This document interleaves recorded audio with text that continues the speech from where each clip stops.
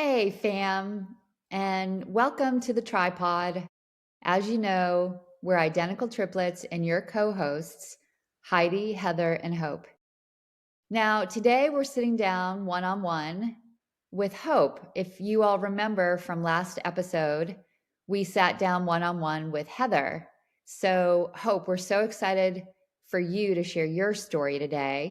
Well, Heidi, I am so excited to share my story with you all today. Looking forward to it for sure. Me too. And I think Hopi, since you're in the hot seat today, are you ready for us? I think I am. All right, Yeah. Let's let's get get going here. rolling. Let's get Yeah. rolling. Okay. All right. So we're rolling, not on the river, but this podcast, Rolling down the river. we're rolling down. We're doing something. We're rolling. But so okay, Hope, you're gonna kick us off. Just like we asked Heather last week, why don't you give us your mini bio? What number kid are you? Tell us something about yourself. Okay. So I would gladly do that. I am child number 9 in our family. And so while I'm one of the surprise little package at the end, while I'm one of the babies, I happen to be triplet number 2. Middle child, middle triplet. Yes, I am the middle triplet. So, as Heather proclaimed the last time we spoke, that she was 4 minutes older than me and 8 minutes older than Heidi, I happen to be right in the middle. So, yes, I am younger to Heather by 4 minutes and older to Heidi by 4. That is assuming that somewhere along the line people didn't, mix us up. That's Exactly. very possible. It's very, very possible. Like it Yes. could very well be that, I'm the oldest triplet. Yes. And I could be the youngest and Heather could be the middle. You Yeah. never know. You never know, but we're trusting our caretakers, right? Well, what did they say when we were little, right? Didn't they used to paint our fingernails and our toenails?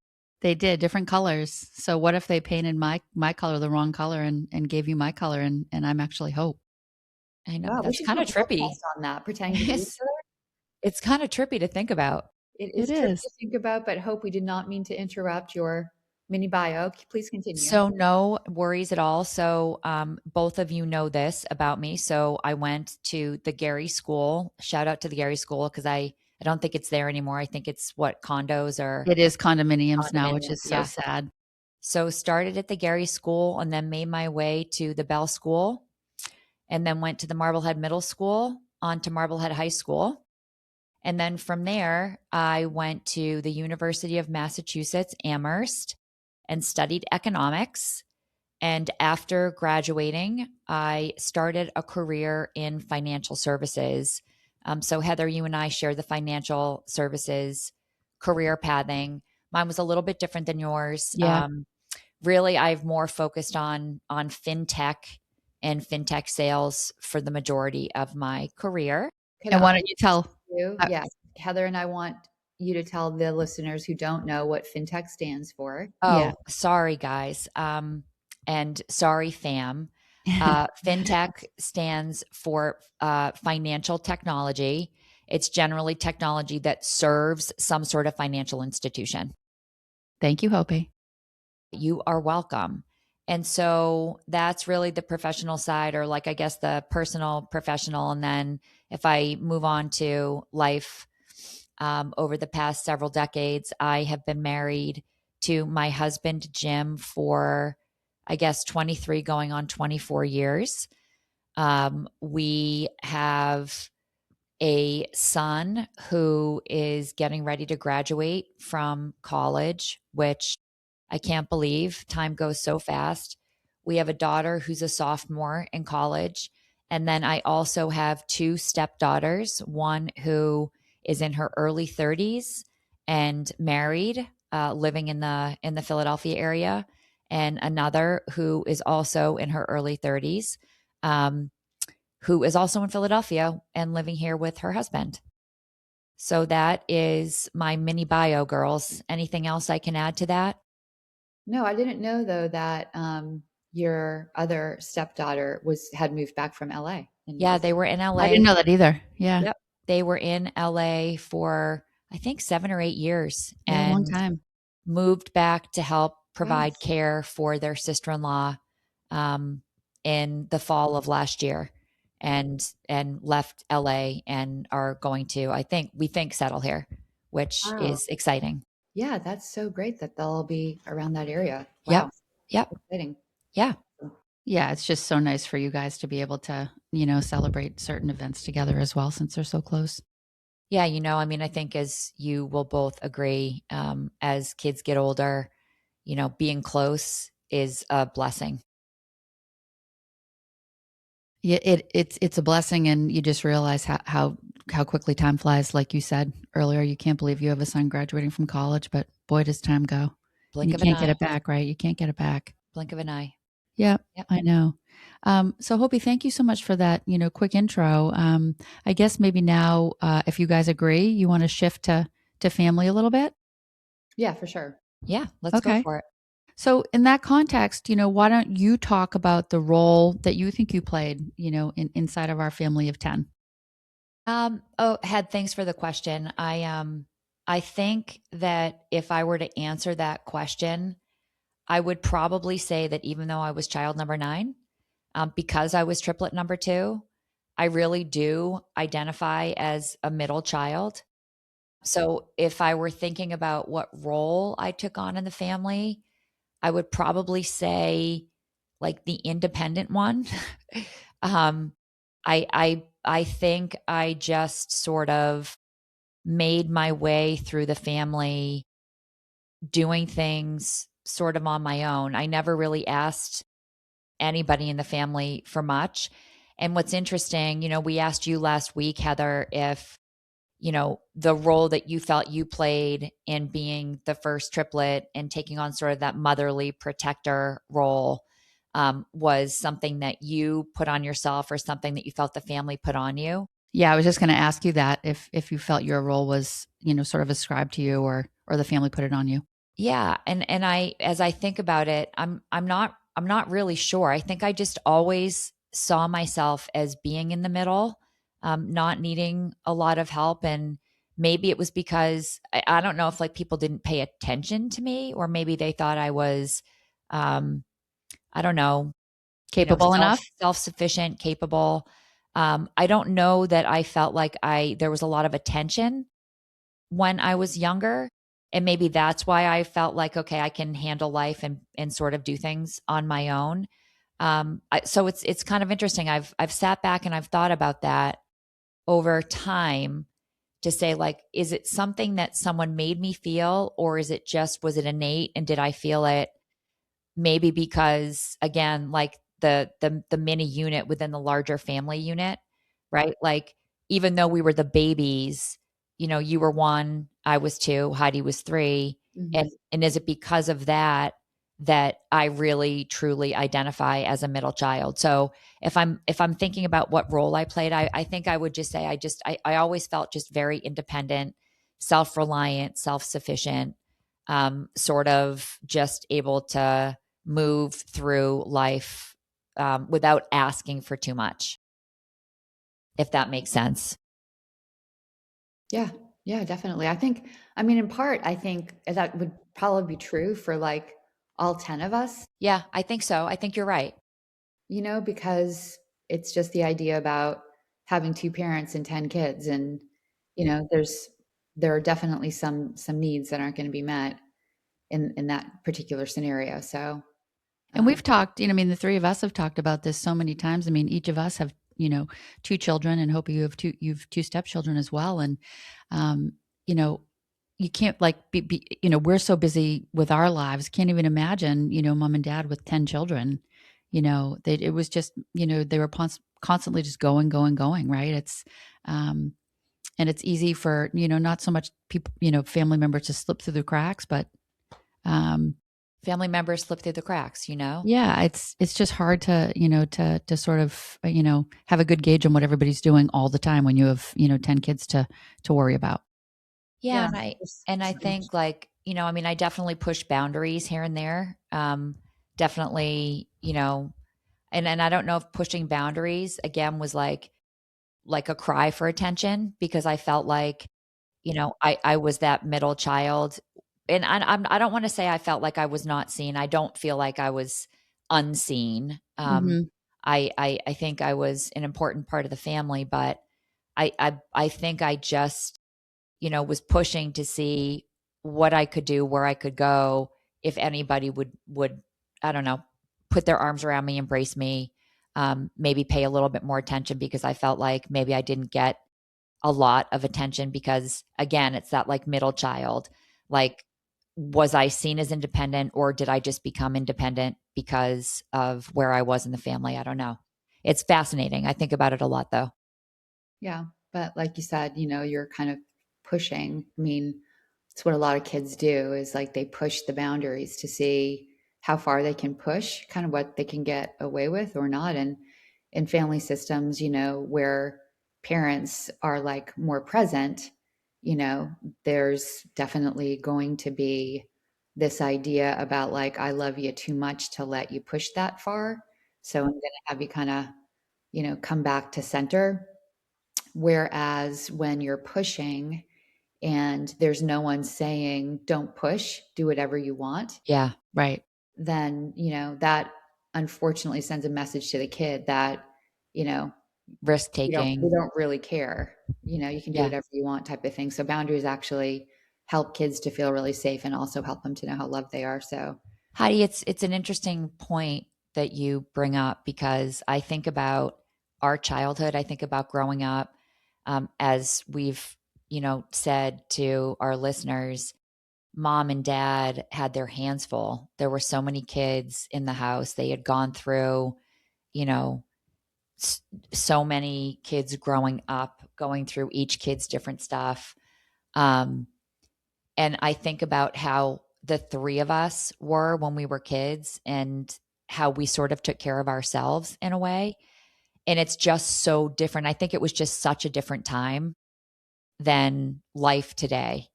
Think about some of our summers and the freedom we experienced, running around town on our bikes. And, I think about my kids doing some of that, in Philadelphia. And today that just really It wouldn't wouldn't happen. happen. Right. Yeah. yeah, I'm not sure, like just generationally, based on the generation we're from, I'm not sure like there were many helicopter parents, Yeah. like No. Yeah. No, good point. Really good point. it No, and it was, goes back to, we've talked about this, a great book, The Anxious Generation, which, we were all so blessed to have a play-based childhood. And in that you learn a lot of different things. And, our kids have grown up in a phone-based childhood. And Technology age. yeah, and, unfortunately in a phone-based childhood, a lot is lost, and we can couch that for a conversation at a later date. But we were really lucky to have a play-based childhood. Maybe we needed a little bit more boundaries at the time, but we all survived. We all survived. We all survived for sure. and I like that you said later and then later. Heidi, that's so Thank you. funny. I was That's gonna pick my Heidi, I little was gonna Boston say accent. that. Accent later, I later. was Yeah. gonna say that too. I'm so See ya glad you said later. that.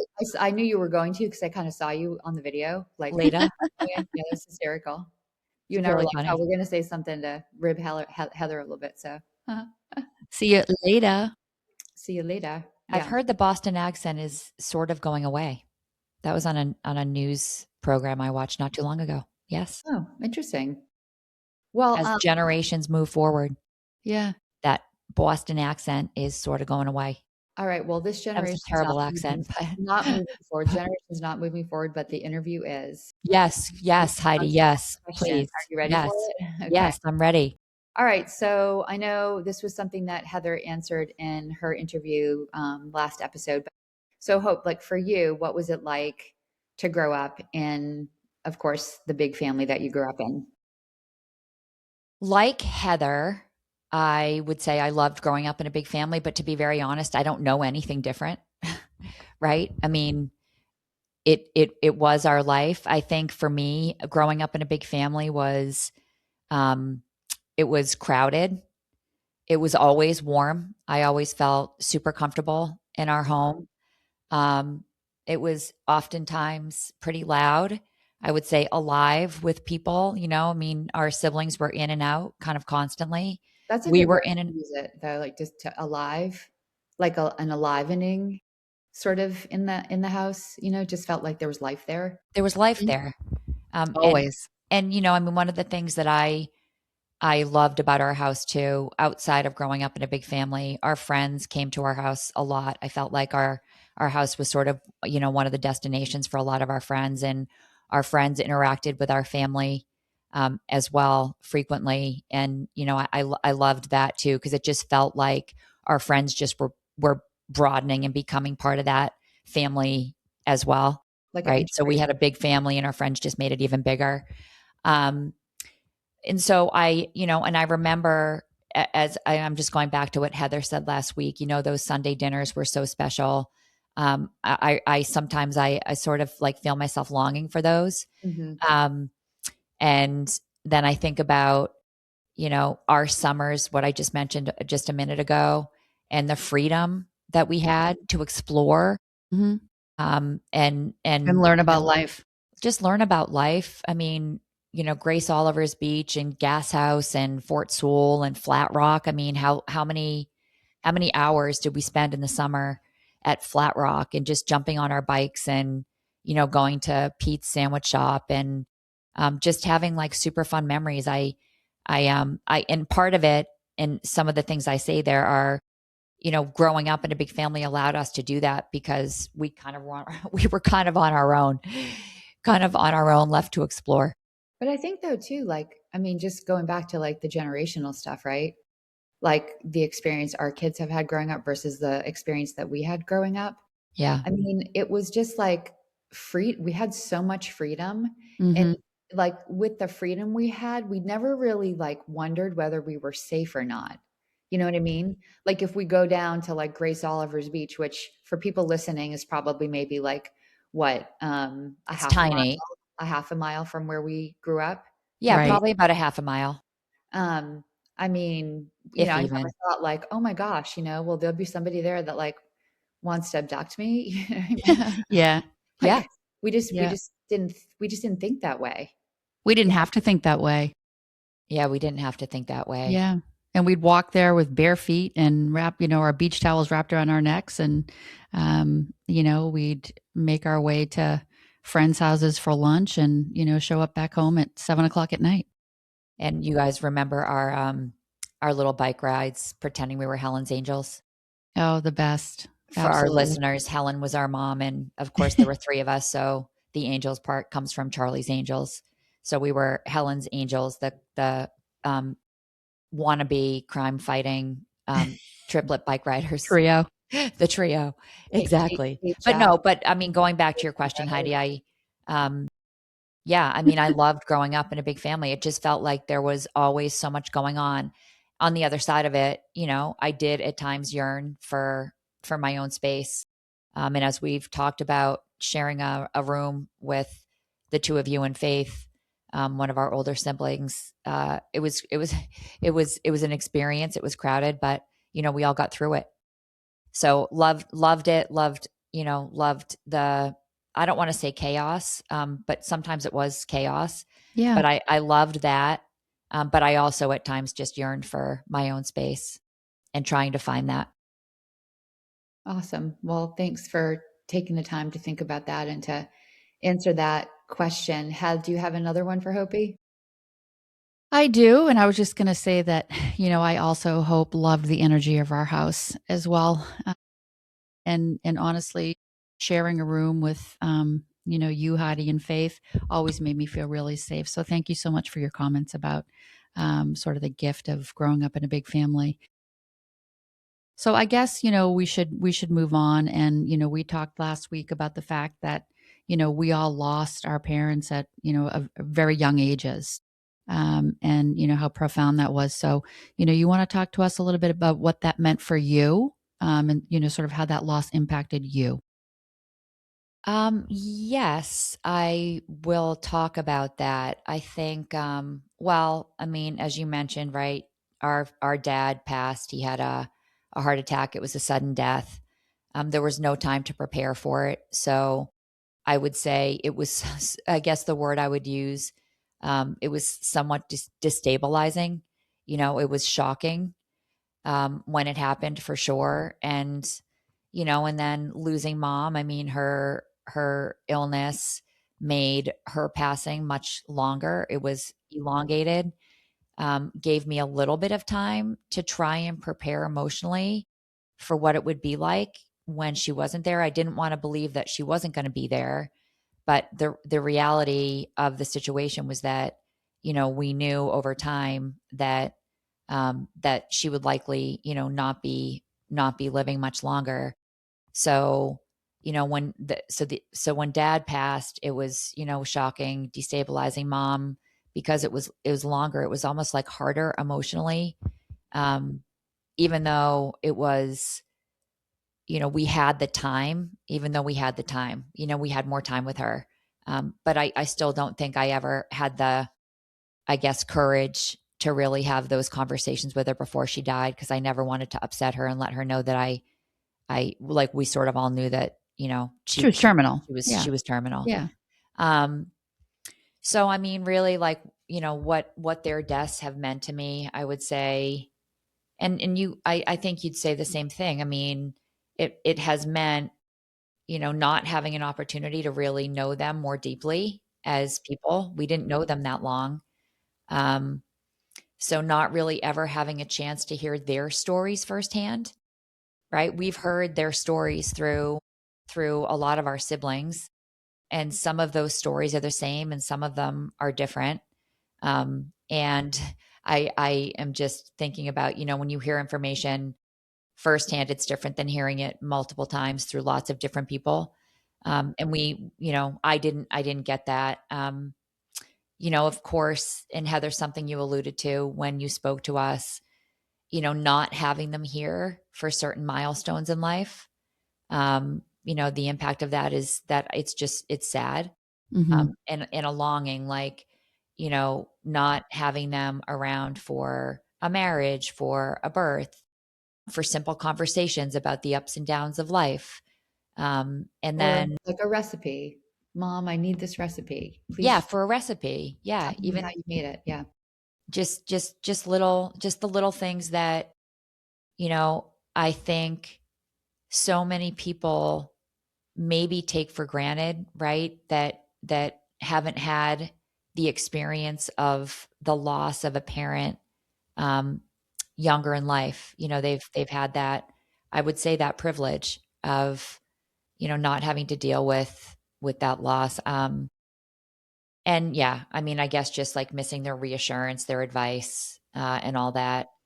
But I think also too, I mean, one of the things that I've seen in our family is that everybody likely experienced that loss differently, and sort of like learning to just, I don't know, I guess, extend grace to everybody for their different experiences, right? Like, my experience and the impact that mom and dad's death had on me might be different than, how you saw it, how Heather saw it, how our older siblings saw it. Everybody likely feels a longing, but those experiences were just different. So, um, yeah, I mean, I guess the overall impact is that it's just a sadness, like a longing. Yeah. I'll be so interested to kind of, do these interviews with our siblings. Most all of them are participating, this Yeah. season, and just sort of hear some of the similarities that might run through the answers to these questions and maybe some dissimilarities. So, And Heidi, it's interesting too, is we talk generationally, right? Like, we're talking about how our childhoods, we had so much freedom, so much more freedom than I think, what our kids grew up with. I am excited to hear for some of our older siblings who, almost they're not a full generation older than us, but they're, 2 decades in some Absolutely. instances older than us. Yeah. Can't wait to hear about how what growing up in our family meant to them too, because, they were seeing kids added on. We were the end, mhm. right? Yeah, I know. Just so kind of fascinating, really. Really fascinating. But Yeah. also too, because of the, decades difference in ages as well. There was a lot of stuff culturally happening, when they were growing up that was different from us too. So Yes, that will absolutely. obviously have impacted their experiences. So it'll be interesting to hear kind of what they tell us. Yeah, that's a great point, Heath. Well, Hope, so thanks for sharing that with us about the loss and sort of its impact on you. Next question would be, what are some of the lessons that you learned growing up the way that you did, and sort of what you feel like you've carried forward in your life, in your adult life? So I'm going back to our conversation with Heather last week as well. Um, Lesson number one for me, just I think because of the circumstance of how we grew up, right? So mom and dad were older. We had a lot of older siblings. We didn't have a ton of money growing up. Everybody worked hard. So I Hmm. saw mom and dad working hard. We had the um, experience of watching our siblings work very hard. We grew up knowing and recognizing the value of a dollar. So I would say one of the greatest lessons, and I'm very thankful for it, is the value of hard work and what Hmm. hard work means, right? I think for me, giving your greatest effort is sort of non-negotiable. Like hard work really matters. I also learned that I guess I would say, attitude and effort um, are are things. They're really the only things that you can control in life. And so, life brings loss and it brings struggle and unpredictability. And I think what remains in at least my control through my life is sort of how to just show up for myself, show up for other people in my life. Um, you know, Being independent. I think some people might disagree, but I think um, I learned the importance of independence and being Hmm. able to take care of myself and not have to rely on other people to get me through life. I think that's I guess an embedded character trait as a result of growing up in a big family. You learn to do a lot of things for yourself. Growing up in our family, I guess I would also say I learned that I can survive loss and be okay, Yeah. right? You're resilient. Resilient. And I think one of the most important things for me, especially as our siblings get older, and I think because our parents passed when we were relatively young, um, one of the things that's been really important to me is to make sure that to the people in my life that I say I love you now, right? Because you kind of just never know. And maybe that's a result of dad dying so suddenly, and feeling like I never had those conversations with him that I wished I could have had. And even mom, when she was sick and in the hospital, I mean, I had conversations, but maybe not as deep as a conversation as I would have now, given my age and my experience. So lots of great lessons I think I learned growing up in a large family that I'm very grateful for. But Hyde, maybe this is a question for you based on what Hope just said, in terms of having those conversations, right? Not feeling like you got a chance to say goodbye to dad and or, when mom was sick, addressing that. Is that to do with age in terms of, sort of like brain development and not being able to have those conversations or knowing you need to have those conversations? Does that make sense? Yeah, I mean, I think it's a great question. I think, you don't know what you don't know, right? Right.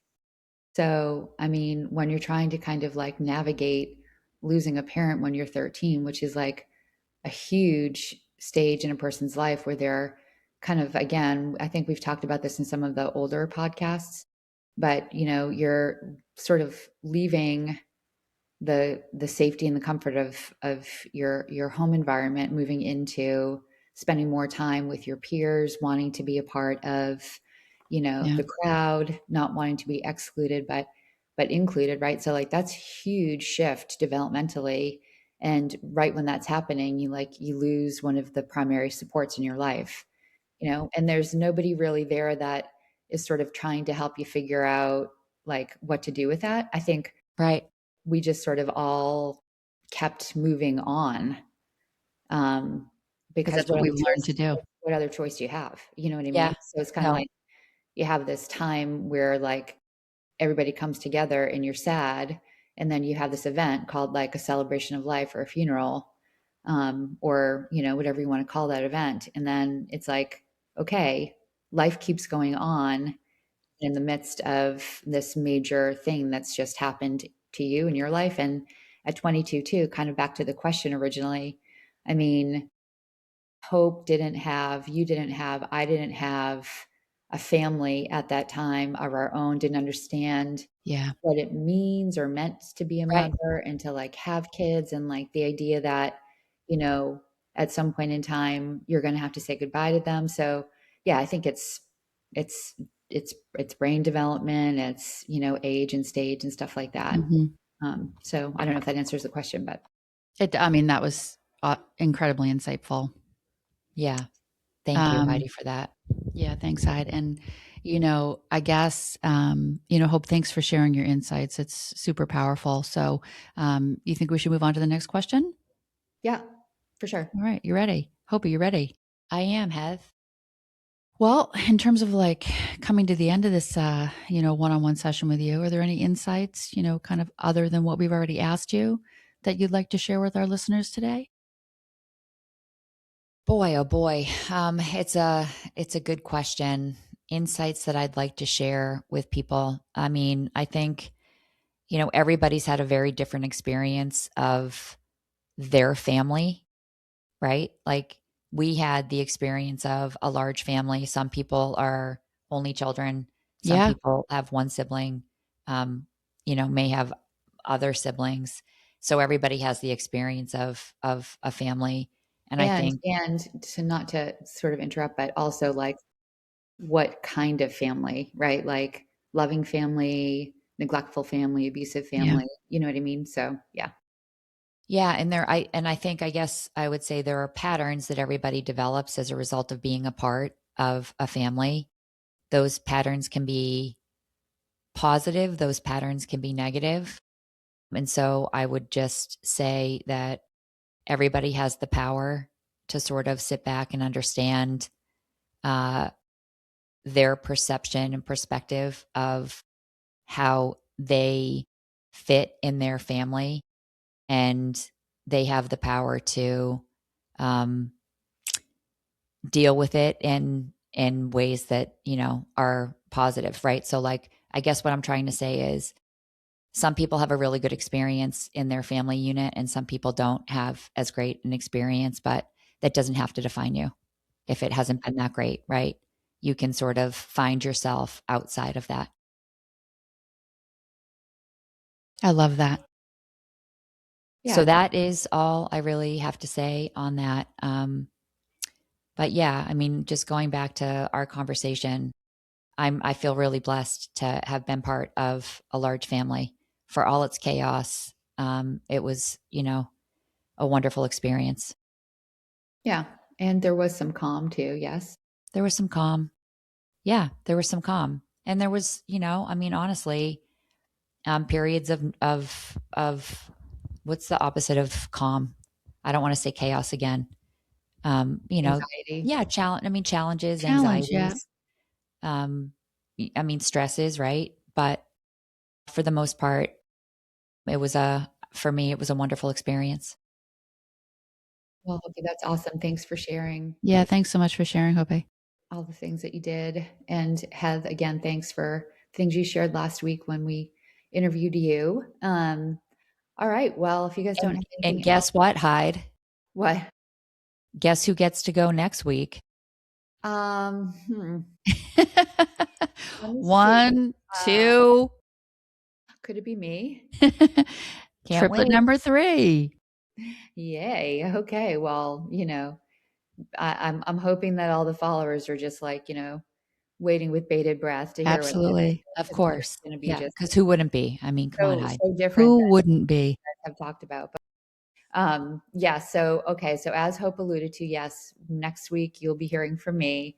Um, hopefully today you've gained some insights into Hope's experience growing up in our family system and the family of 10 that we did grow up in. And just want to thank you to our listeners for listening to The Tripod. Remember, you can find us on all podcast platforms under the name The Tripod. We've rebranded our original podcast, Finding Our Way Through. So you can find us on Apple, Spotify, YouTube. Hit the subscribe button to follow us, to like us, to help spread the word about the podcast. And please try us again next week.